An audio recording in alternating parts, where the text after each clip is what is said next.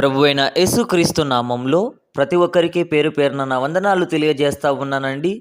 ఈరోజు దేవుని వాగ్దానం యోబు గ్రంథము 42 అధ్యాయము 12 వచనము. యెహోవా యోబును మొదట ఆశీర్వదించినంత కంటే మరి అధికముగా ఆశీర్వదించెను. హల్లెలూయా.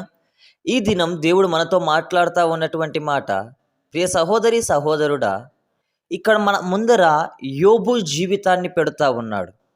హల్లెలూయా.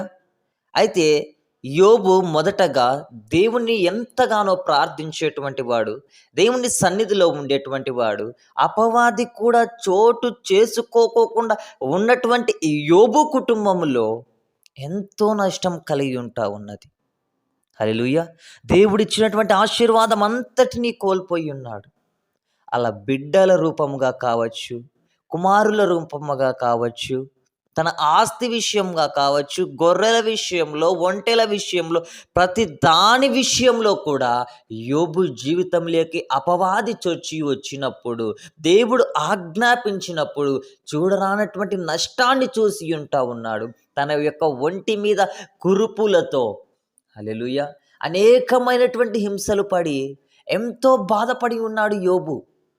అయినప్పటికీ దేవుని సన్నిధిలో కనిపెట్టేటువంటి వాడు, దేవుని పాదములు పట్టుకొని గోజాడేటువంటి వాడు.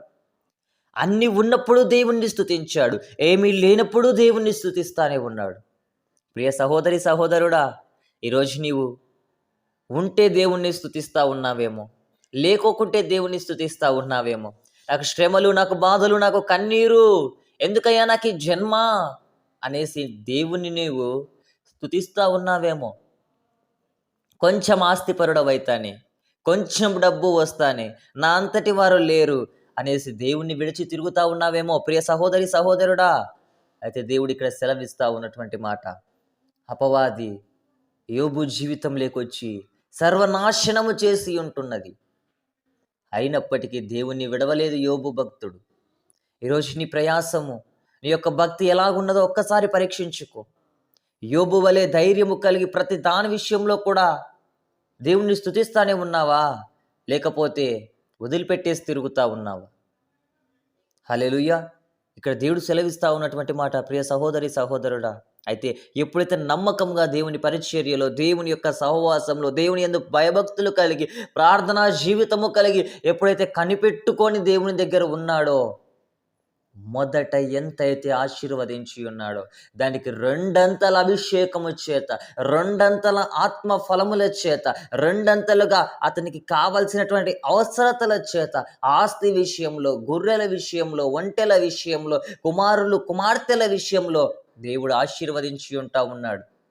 ప్రియ సహోదరి సహోదరుడు, అయితే దాంట్ని బట్టి యోబు గర్వపడలేదు, కానీ ప్రతి దాన్ని బట్టి కూడా దేవుణ్ణి స్తుతించేటువంటి వాడు. యెహోవా ఇచ్చెను, యెహోవా తీసుకొనెను అనేసి దేవుని సన్నిధిలో ప్రార్థించినటువంటి వాడు యోబు భక్తుడు. ఈరోజు ప్రియ సహోదరి సహోదరుడా, నీవు ఎటు రీతిగా ఉన్నావో ఒక్కసారి పరీక్షించుకో. హల్లెలూయా. దేవుడు ఇటు రీతైనటువంటి కృప ప్రతి బిడ్డకి అనుగ్రహించబడును గాక. ఆమేన్. దేవుడి వాక్యమును దీవించును గాక. ఆమేన్. ప్రార్థన. మిక్కిలి ప్రేమ కలిగిన దేవా, నీకు వందనాలయ్యా. యోబు వంటి నిరీక్షణను, యోబు వంటి నైనా తండ్రి యేసయ్య ఓపికను ప్రభువా, యోబు వలెనైనా తండ్రి ప్రార్థించేటువంటి ప్రార్థనను ప్రభువా, నమ్మకమైనటువంటి దాస్తునిగా ప్రభు నీ సన్నిధిలో మేము ఉండేటువంటి నాన్న తండ్రి బిడ్డలుగా తయారు చేయమని కృపలో జ్ఞాపకం చేసుకోమని ప్రార్థిస్తున్నాను తండ్రి. ఆమేన్.